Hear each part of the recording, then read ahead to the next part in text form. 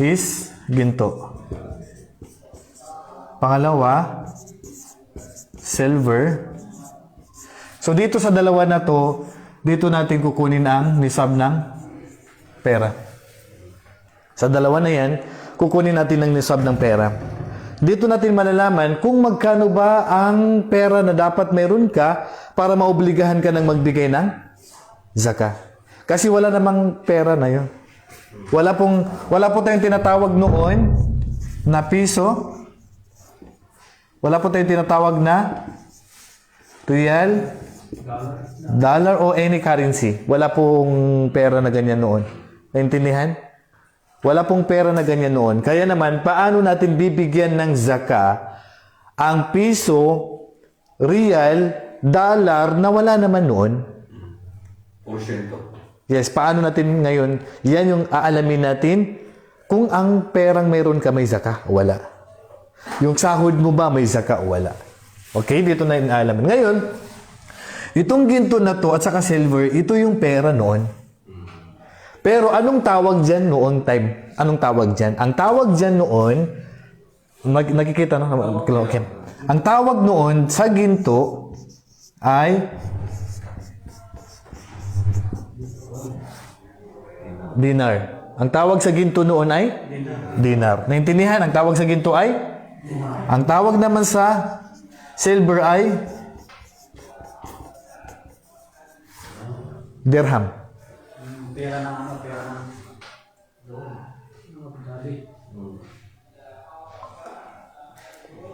Okay. Naintindihan? Ang pera noon, dinar at saka dirham. Ang tinutukoy sa dinar, ginto.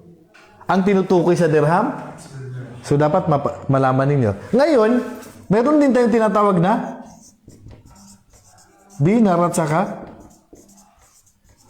dirham. Ano pagkakaiba nitong dalawa? Anong pagkakaiba ng dalawa? Dinar ay currency ng Kuwait, samantalang ang dirham ay currency ng... So, anong pagkakaiba niya dito? Ginto at saka silver. So, ang pagkakaiba nila, ito, purong ginto, purong silver. Ito, Pera.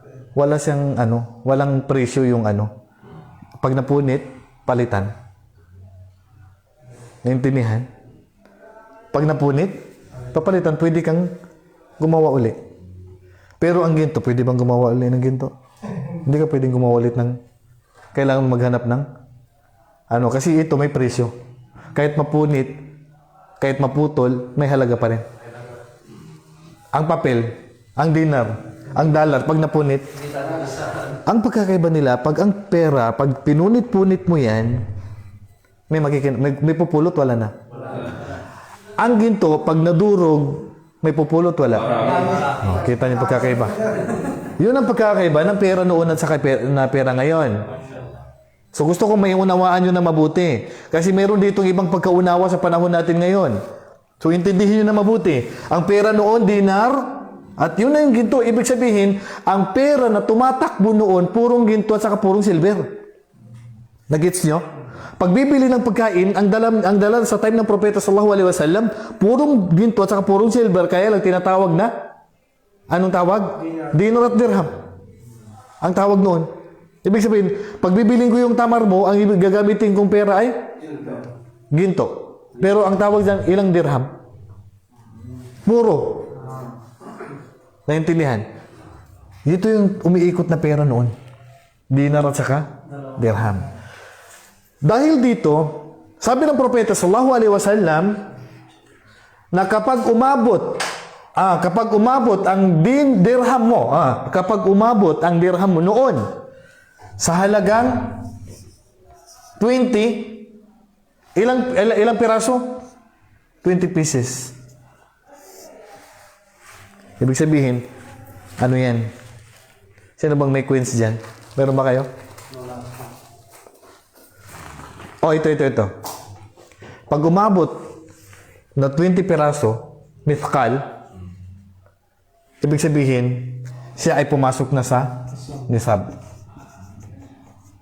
Pumasok na sa nisab. 20 na dirham. Ay, dinar. Oo, no. Dinar. Pag umabot na ng 20 na dinar, bumabot ka na sa nisab. Noon yan, gusto ko munang balikan natin ang original na batas. Pag umabot naman ang dami mo ng dirham, ng 200, ang dami, pumasok na sa nisab. 20 na dinar, nakanisab ka na. 200 na dirham, nakanisab ka na. Pero ang tanong, meron pa bang dinar at dirham ngayon? Wala na. Meron, wala na. Wala na. Ayun mga lingko sa na Bakit ito tinutukoy nyo? Wala na to. Wala nang dirham at dinar noon. pera noon. Ngayon, ang meron na lang, Ah, hindi na po ginagamit to. ayun wala na. Wala na. Ang tawag na natin ngayon ay ginto at saka silver. Pero ngayon, para saan to? Pera. Para saan tong ginto at saka silver ngayon? Nagsusuot. Sinusuot na lang. Dati, Gets niyo ba yung gusto kong ipahiwatig sa inyo? pinigibili. Ngayon, hindi na pinambibili. Tayo suot na lang. Sinusuot na. So, ang nangyari ngayon, itong ginto at saka silver, ang alahas na siya. Pagamutin na lang. Palamuti na lang siya ngayon. Pero, kahit sabihin natin na ang ginto at saka silver ngayon is hindi na umiikot sa market para pangbili ng mga item, alahas, hindi ka pa rin exempted. Papasok pa rin sa nisab ang mga alahas mo. Naintindihan?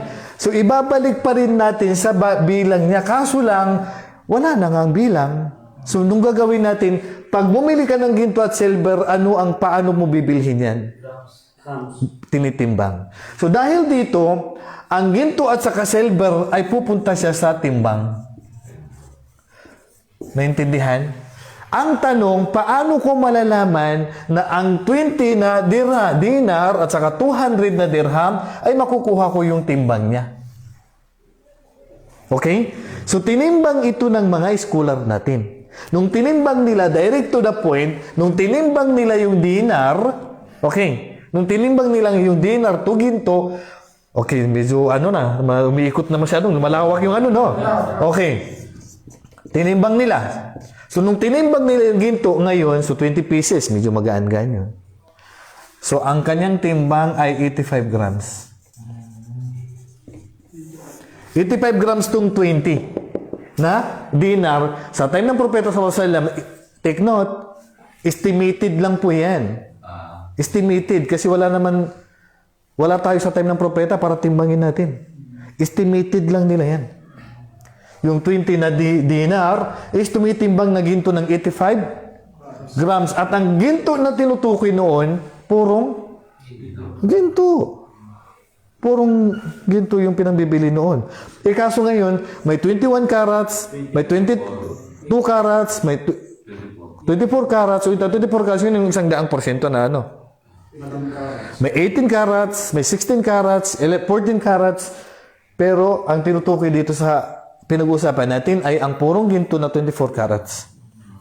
Gusto ko sana palawakin pa ito, pero para mas maintindihan. Pero kailangan talaga ng mathematics dito Okay, pero ano ko na lang muna. So, kapag meron ka ng ginto na alahas, take note, alahas, ano man ang layunin mo dyan, okay, basta ka na muna yan. Sa silver naman, balikan ko lang yan Sa silver, marami o konti? Marami. So, anong ibig sabihin yan? Mabigat. So, ang bigat niyan is 595 grams, more than 1/2 kilo. Naintindihan? Kung may silver ka na 595 grams, umabot ka na sa nisab.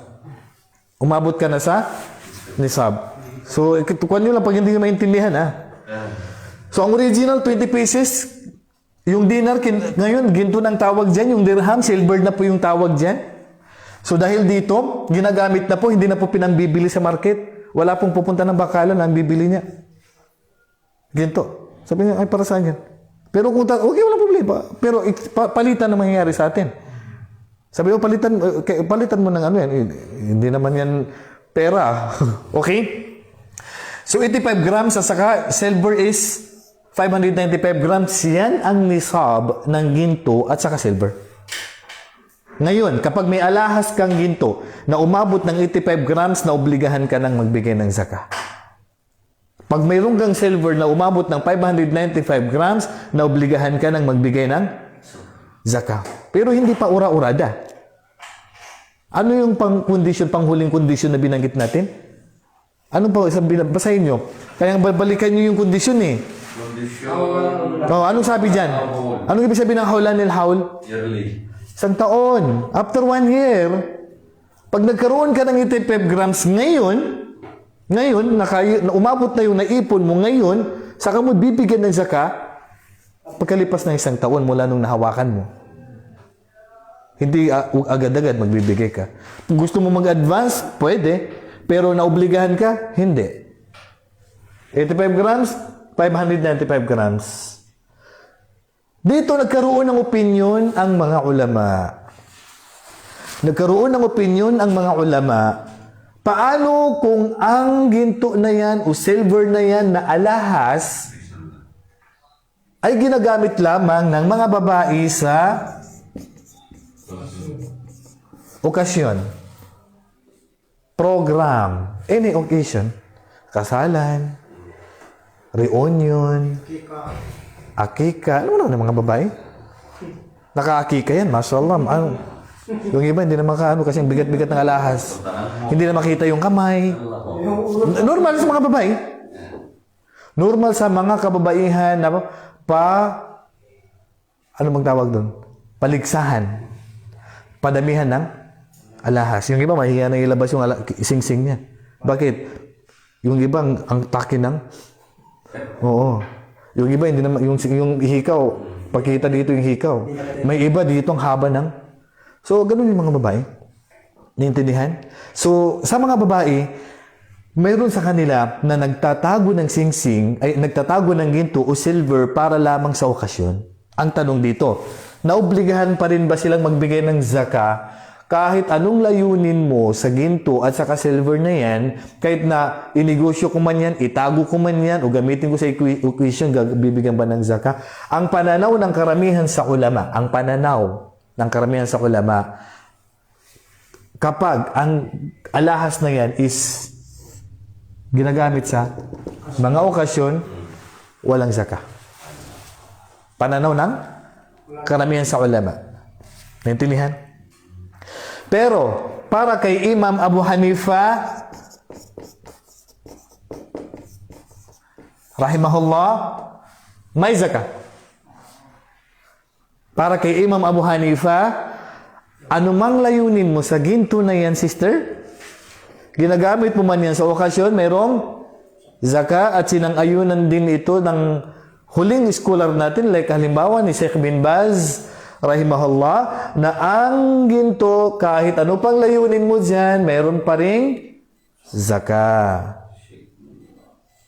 Naintindihan? So, ang pananaw ng karamihan sa ulama, walang, pero pinakamainam, bigyan na lang ng zaka. Pinakamainam, bigyan na lang ng zaka, anumang layunin mo sa ginto na yan, inegosyo mo man, itago mo yan. Kasi ang yun ang sabi na, waladina yaknizun na dahab wal fiddata. So yung pong nagtatago ng ginto at saka silver, sabi ng Allah sa Surah At-Tawbah, ay parurusahan. Yung nagtatago. Pangkalahatan yung sinabi ng Allah sa Quran, na ang sino mang nagtatago ng ginto at saka, ibig sabihin nagtatago. Ibig sabihin anumang layunin mo dyan, bibigyan mo ng zaka. Gagawin ng Allah na plansa. Ipaplansa sa'yo sa mukha. Sa tagiliran. At saka sa likuran, yung mga nagtatago ng ginto at saka silver na hindi binibigyan ng sa intindihan. So, pananaw ni Imam Abu Hanifa, ang ginto at saka silver, basta pa mayroong kanyan at umabot na sa nisab, kailangan mong bigyan ng zaka. Ang pananaw naman ng karamihan sa ulama, kapag ginagamit lang sa okasyon, walang zaka. Ang mayroon lang zaka, yung itinatago, dininegosyo, mayroong zaka pag umabot sa nisab. Magkano ang kanyang zaka? Ang zaka niya is rubu'ul ushr. Rubu' al-ushr, which is ang kanyang zaka ay 2.5%. 2.5%. Ibig sabihin, i-divide mo ang bawat isang daang piso, kung titingnan mo, 250 pesos. Ustad, para linawin lang. Sa ginto yan, 2.5. Ginto at saka silver, Takas po. ang kukunin. So, paano mo gagawin mo? Sa hindi mga marunong mag-mathematics, ganyan na naman ang gagawin mo. Oh. Divide mo lang sa 2.5. So, anong lalabas? 40. Naintindihan? Ang lalabas ay 40. So, magkano yung i-divide mo ang 85 sa 40, magkano? 2.125 if I'm not mistaken. So, i-divide nyo nga. 85 divided by 2.5. 40. Okay. Oh, hindi na kayo 2.1. 2.1. So, ang zakay niya is 2.1. Silver, magkano yung zakay niya? Divide mo sa 40 para sa 2.5%. Magkano? Gram yan, gram. 238. 2 point? O, divide nyo ba? 595 divide 40. Kayo talaga, pati yun nandiyan ang yung calculator, may pampindot. 14.8. Kayo talaga. 14? 14.8. Point? So, tinype nyo yan, dinivide nyo sa 40, itong lumabas. Tama? Okay. Mamamaya, pati calculator, hindi nyo na alam gamitin. Kayo talaga. Okay. So, yan yung kanyang... Okay, ang tanong, pag sumobra na sa 85 grams ustad, ito lang ba yung bibigyan ko? 85 lang? Paano pag umabot ng 90 grams, 100 grams, lahat yun itutotal mo? Dito lang talaga siya mag-start. Pag umabot na dyan, may zaka na. Pag umakyat pa, itutotal mo lahat yun, kunin mo yung 2.5%. Naintindihan ba yung sinasabi ko? Okay. Ngayon, ustad, dahil napag-usapan natin ang ginto at saka silver, pag hindi umabot ng 85 grams ang ginto mo, hindi umabot ng 595 grams ng silver mo, walang zaka. Walang nisab. So gusto kong palawakin pa yung kaalaman nyo. Siguro balikan ko na lang yan kasi actually malilito yung iba dito. Ngayon ang tanong, Ustad, paano pumasok yung piso real sa sa nisab? Paano papasok ang real, ang dollar sa nisab? Buburahin ko muna to? Pipicturean niyo mo muna? Kasi wala na akong susulatan. Wala na akong susulatan. At ikaw lang. Papa. Picturean niyo rin ako. Okay? Okay na? Sige. Huwag puro picture na hindi maintindihan. So, kaya natin nilagay ito kasi ang mga kapatiran natin ng mga Muslim, kanya-kanyang sahod yan. Anong currency? Paano malalaman ni sister na nagtatrabaho sa Pilipinas, empleyado ng gobyerno o may pera, na ang kanyang pera ay umabot sa nisab? Paano naman sabi ni sister, ako po ay taga Saudi Arabia, magkano naman po yung zaka ko? Sabi naman ni Amerikana na nagtatrabaho sa Amerika, sabi niya, Ustad, magkano naman po ang zaka ko? Sahod ko po dollar. Sabi naman ni taga Dubai, Ustad ko. Mabubuking tayo dyan, May taga Dubai ka ba? Okay. So, taga Dubai, magkano ang zaka ko? Sabi naman ni taga naman, mali pala. Kuwait. Yung dinar pala, Kuwait. So, taga Kuwait, magkano yung zaka ko? Sabi naman ni taga Dubai, magkano ang zaka ko? So, depende. Depende kung anong currency. Pero, lahat yan, babalikan natin. Paano natin malalaman na ang pera na hawak mo ngayon ay papasok na sa nisab, kahit anong currency. Hindi mo na kailangan itong i-convert sa piso. Okay. Ang original na pera natin, katulad ng sinabi ko noon, ay ginto at saka silver. Ginto at saka silver. So, wala ng dinar, wala ng dirham. So, saan natin ibabalik? Silver. Ginto at saka silver. Dalawa yan, nisab yan. Pera yan noon, yung parehong dalawa. Dahil, ang pera natin ngayon, isa lang naman. Piso lang. Wala na pong magkakaiba yung dala. Hindi katulad doon, may dinar at saka may dirham pagkaiba. Ngayon, isa lang. Piso lang talaga. So dito, saan natin ibabase ang piso? Ginto ba o silver? Ibabase natin, nagkaroon ng opinion dito ang mga ulama. Sabi nila, ibabase sa ginto kasi matatawag ka na may kaya. Kasi ang kondisyon, sabi nila, sa pagbibigay ng zakah, mayroon ka ng kakayahan. Which is, ang 85 grams is 100,000 ang equivalent sa piso yan.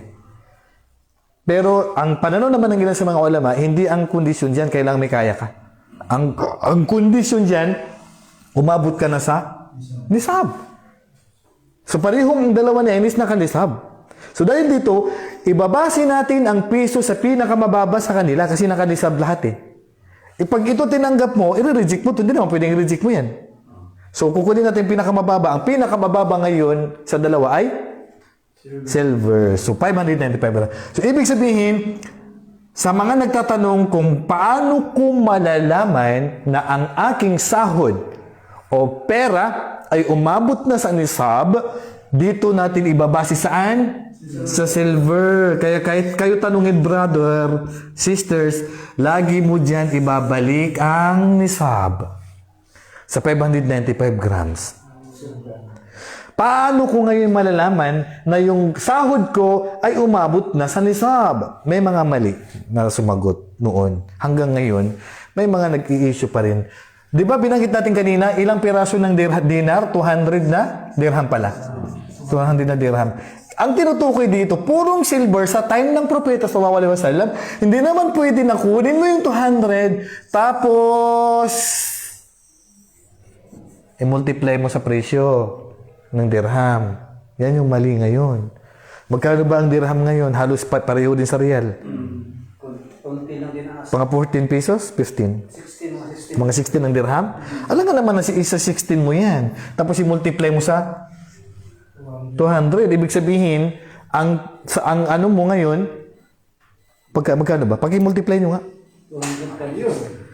16. Sige nga, i-multiply nyo nga. 200 times 16 pesos? 3,200. 3,000? Sabi nila, 3,200? Sabi nung iba, Ustad, may zakah na ba ako? Bakit? Ang sahod ko, 5,000.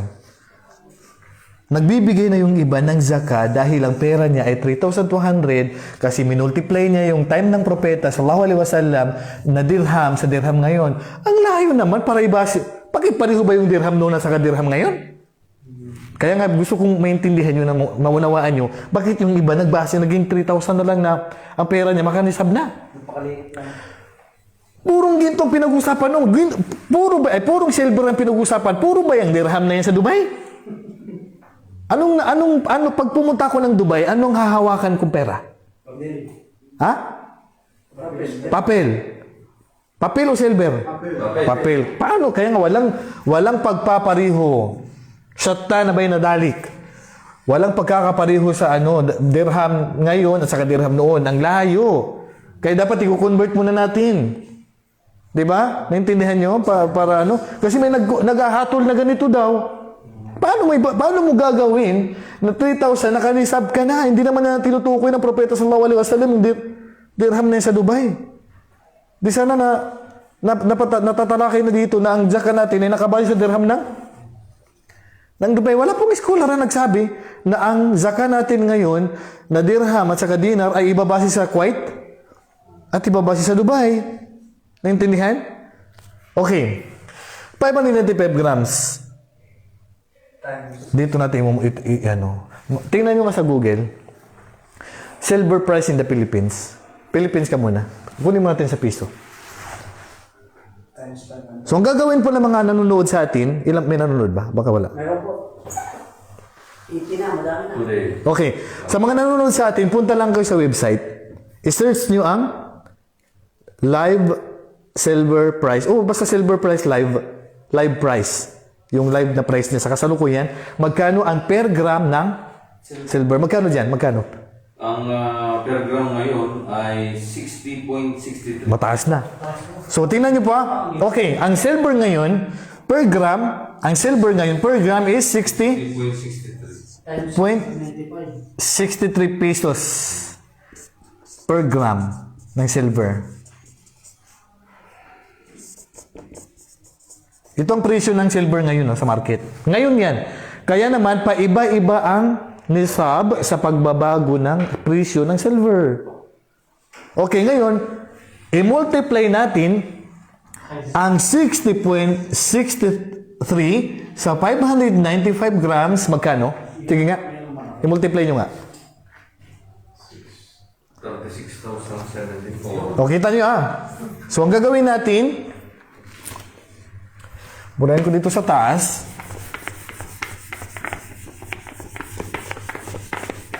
Okay, magkano ipapakita natin? Dahil ang presyo ng silver is 60.33 ngayon. Ito ang minumultiply natin ngayon kasi baka mamaya masabi nila, anong date ngayon? February? Ay, grabe naman yung date pala ngayon. Mukhang may something Okay. Times 595. Sabi nila, February 14 ngayon, marami na namang mabubuo sa kasalanan. Maraming mabubuo sa kasalanan at pagdating naman ng eleksyon, marami namang mamamatay. Kumbaga, sa February 14, maraming nabubuo sa kasalanan. Sa eleksyon, maraming nalalagas. Bakit? Kasi nagpapatayan. Pagdating ng eleksyon, nagpapatayan, magkamag-anak, magkakilala, dahil sa posisyon. Sa Valentine's Day, maraming nagmamahalan, di ba? At nakakabuo sa kasalanan. Okay? Okay. So, 60.63 pesos, ang presyo niya, ngayon, February 14, napaka-special sa mga non-Muslim, times 595 equals, magkano? 36,000. 36,000? Yes. 36,074.85. 74. May zero po sa... 74. Ayan. Please, hindi, wag na natin ilagyan ng point. Ibig sabihin, kapag nagsasahod ka ng ganito, monthly, nakanisab ka na. Sa mga nanonood sa atin ng mga OFW. Ikaw ba, sister, bilang kasambahay? Kasi ang mga lagi nagtatanong, mga kasambahay ng mga kapatiran natin, mga domestic helper, ikaw ba ay nagsasahod ng 36,000? Kasi kung nagsasahod ka ng,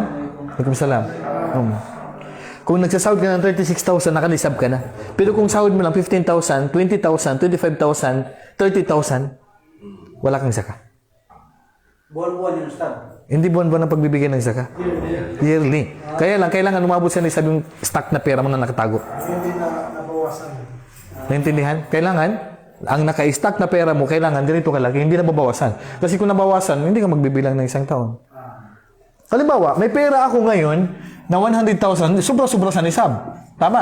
Nakatago. Kaso lang, pag start ng February, hanggang sa pagdating ng December, nabawasan, naging 18. Ito na lang bibigyan ng zaka. Pero hindi pa, naobligahan, wala pa isang taon. Pagdating ng January, nagamit mo, binili mo ng motor, natira na lang 100 pesos. Wala nang zaka. Wala na. Nagamit mo na eh. Wala. Kaya anumang pera na itinatago mo at nagamit mo yan, pinangbili, pinang-tuition, pinangbili ng motor, pinangbili ng pagkain, o pinangkasal mo, nag-asawa ka, o ginamit mo sa anumang mga expenses, pag naubos yan at bumaba na sa nisab, halimbawa, ang natira na lang ay 30,000, wala lang zaka. Bakit? Kasi mababa na sa nisab. Walang na zaka yun. So, ang gagawin mo na lang, kung ano po yung naipon mo na sumubra ka na sa 36,000, is kunin mo lang ang kanyang 2.5%, i-divide mo lang sa 40. At kung ano yung lalabas, yun yung pamigay mo na. Yun ang zaka niya. Malinaw? Ano man ang layunin mo sa pera, take note, ang pera na itinatago mo, kahit ano pang layunin mo dyan. Nakatago sa bangko, Ustad, gusto kong i-prepare para sa pag-aaral ng anak ko. Gusto kong i-prepare yan, Ustad. Itago yan, Ustad, para sa pag-uwi ko ng pag-exit na ako, Ustad. Ustad, gusto kong inegosyo yan. Ustad, gusto kong i-prepare yan para sa pag-aaral ko. Ano man layunin mo dyan sa nakatago na pera na yan, mayroon siyang zaka. Hindi ka tatanungin, ano bang intensyon mo sa pera? No. Basta tinago mo yan at naka-stack yan sa account mo at hindi mo ginagamit, talaga may zaka yan taon-taon. Hindi ang pagbibigyan ng zaka once a year. Taon, hanggat hindi bumababa sa nisab. Kaya pinakamainam, talagang maging negosyante tayo. Huwag niyong hayaan na maubos lang yung pera niyo ng zaka. So, ang pagbibilang, hanggat hindi bumababa sa nisab, tuloy-tuloy ang pagbibilang ng isang taon. Pag bumaba na sa nisab, stop ang pagbibilang ng isang taon. Start ka naman sa pagbibilang kung nakumplito na naman ang nisab. At wala pong particular, take note, walang particular na buwan. Sabi nila, pagbibigay ng zaka, every Muharram.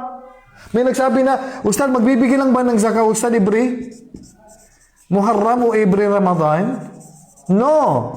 Nakadepende kung kailan nag-start yung nisab mo. Paki-cancel. Nakadepende ang nisab mo sa ay zaka mo, nakadepende kailan nag-start. Kung nag-start ka sa Muharram, ibig sabihin, every Muharram ka magbigay ng zaka. Hindi naman pwede na nag-start ka ng Muharram, saka ka magbigay. After 1 year, sumubra ka na sa Muharram na ulit, Ramadan pa, magkakasala ka na. Maliban lang halimbawa, Muharram, o siyempre, pagdating ng Ramadan, 9 months pa lang. So mag-advance na ako. Pwede yun. Kasi hindi pa nakukumpleto ang isang taon. Pero halimbawa, lumagpas ng Ramadan, malapit ng Muharram, naisipan ko sa Ramadan ako magbigay. Pero mag-iisang taon na ako kailan? Hindi ko pwedeng hintayin ng Ramadan. Bakit? Sumubra na ako sa isang taon, kasalanan na yun. So, mas better na earlier na. O early, or pag halimbawa, nag-start ka ng Muharram, pagdating ng Ramadan, mas maaga, gawin mo na lang every Ramadan, at least alam mo yung at least hindi ka nasubrahan ng isang taon. So dito natin palaging ibinabase ang zaka natin sa 595 grams. Kaya walang katotohanan na ang nisab ng pera ay 3,200. Okay. Halimbawa,